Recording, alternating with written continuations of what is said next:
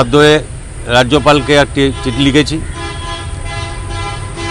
যে এই ঘটনার পূর্ণ তদন্ত হওয়া দরকার এবং দোষীদের গ্রেপ্তার করা এবং যথাযথ যাতে ব্যবস্থা দ্রুতভাবে নেওয়া হয় সে ব্যাপারে তার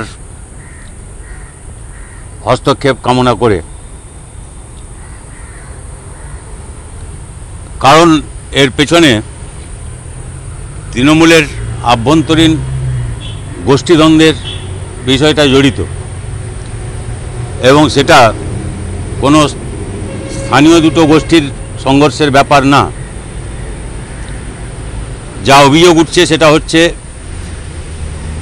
একটা গোষ্ঠী তৃণমূলের একজন বিধায়ক তার নেতৃত্ব দিচ্ছেন, অপর গোষ্ঠী তৃণমূলের একজন রাজ্যসভার সদস্য, তিনি আবার সর্বভারতীয় সর্বোচ্চ নেতৃত্ব মুখ্যমন্ত্রীর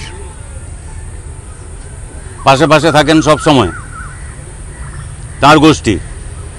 এই দুই গোষ্ঠীর মধ্যে যে বিরোধ চলছিল তার ফল হিসাবে কালকে একজন খুন হয়েছেন এবং সেই খুনের ঘটনার পর এই গোষ্ঠী সংঘর্ষ তৃণমূলের একজনের নেতার আইনজীবী তিনি তার বাড়ি আক্রমণের ঘটনায় ছড়িয়ে পড়ে। যার বাড়ি আক্রান্ত হয়েছে সেইখানেই সাংবাদিকরা গেছিলেন খবর সংগ্রহ করার জন্য।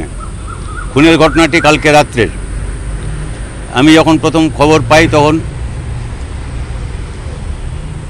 তার মৃতদেহই পাওয়া যাচ্ছিল না। যাই হোক, এখন আমি শুনেছি যে মৃতদেহ উদ্ধার হয়েছে এবং সে বিষয়ে তদন্ত ইত্যাদি শুরু হয়েছে। আর যাই হোক, সেখানে স্থানীয় হস্তক্ষেপের ফলে থানায় এই দুজন সাংবাদিক বন্ধু যারা আমাদের আক্রান্ত হয়েছেন সেই ঘটনায় সেখানে এখনও 3 জন গ্রেপ্তার হয়েছেন এখন পর্যন্ত যা শুনেছি আমি। তবে তার মধ্যে যারা মূল অভিযুক্ত, যাদের নাম এফআইআরে আছে, তারা আছেন কিনা আমি নিশ্চিত নই এবং তারা যে গোষ্ঠীর অন্তর্ভুক্ত যাদের নেতৃত্বে এগুলো হয়েছে তাদের সম্পর্কে কি ব্যবস্থা নেওয়া হবে সেগুলো এখনও পরিষ্কার নয়।